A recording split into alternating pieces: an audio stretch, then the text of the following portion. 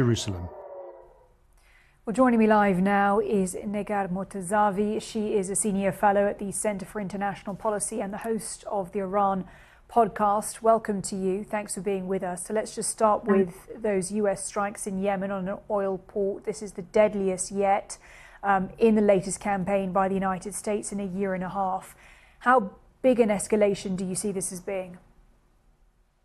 Well, as your reporter also said, this was a major strike, the largest under President Trump against the Houthis, and it is definitely going to be seen as an escalation by the Houthis. And as we've seen under President Biden, similar attacks on the Houthis and also under President Trump, it doesn't really seem to be deterring the Houthis from what they have been pursuing in the Red Sea in the past about 2 years, as they continue to repeat that this is in relation to what's happening in Gaza, and it's not going to stop unless what happens in Gaza, the attacks in Gaza, stop. But anyways, I think I see it as an escalation on the U.S. side, and I don't think it's also a coincidence that this came on the night before the second round of talks between Tehran and Washington. So let's touch on that then, because those talks due to take place on Saturday between the US and Iran with regards to the nuclear program. Iran, of course, the Houthis' biggest backer.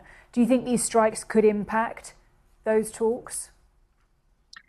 I think yes and no. Obviously, in sort of the battlefield across the region, Iran and its allies, the so-called Axis of Resistance, took major hits. Hezbollah has essentially been decapitated, Hamas similar, and the fall of Bashar Assad in Syria. The Houthis are really the last force within that axis, or the resistance as they call themselves, who can still actively attack Israel and sort of play an active role in the ongoing conflict. At the same time, I think the Iranians, and to some extent maybe Washington, have been able to compartmentalize the negotiations, which are very sort of focused just on Iran's nuclear program, it seems, from what is going on in the region, meaning what's going on in the region could have sort of tangential impact on the overall trajectory, but at the same time won't sort of stop the negotiations or derail them in any way. But nevertheless, I think this goes in line with the motto of the Trump administration, President Trump himself, of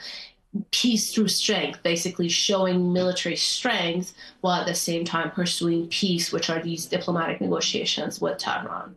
We've also had details this week that President Trump apparently called off plans for an Israeli strike on Iran.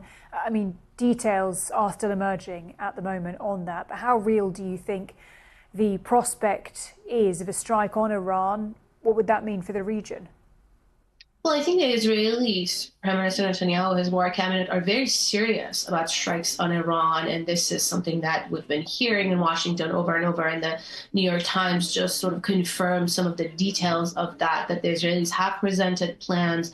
We're pushing the Biden administration and now the Trump. The problem for them is that they can't do it alone. They can't go to all-out war with Iran without full support of the United States. And that was something the Biden administration didn't do, was reluctant of essentially being pulled into a war with Iran.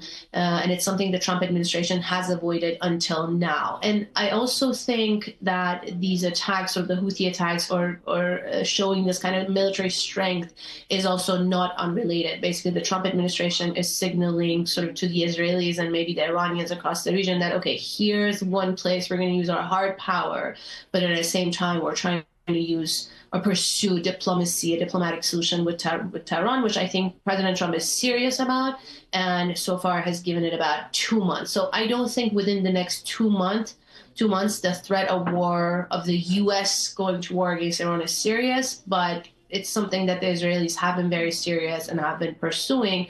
It's just I don't think they can do it without the support of the United States. And Negar, if we see an ongoing campaign from the US against the Houthis and then a degradation of that group, like we saw, for example, with Hezbollah, what do you think that would mean for Iran and its appetite for signing up to a deal?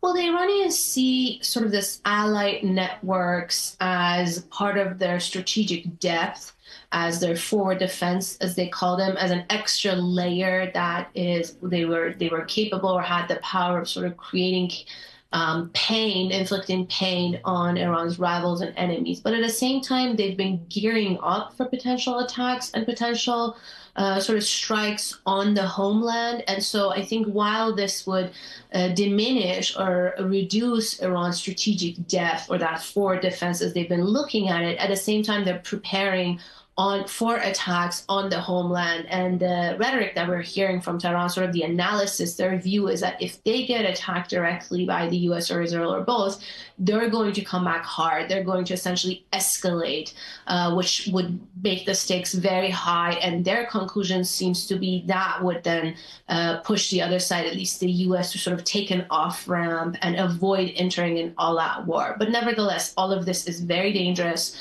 There's potential for escalation beyond the imagination of any of the sides. And so that's why I think diplomacy is very important, and giving that a chance is really everybody's best option.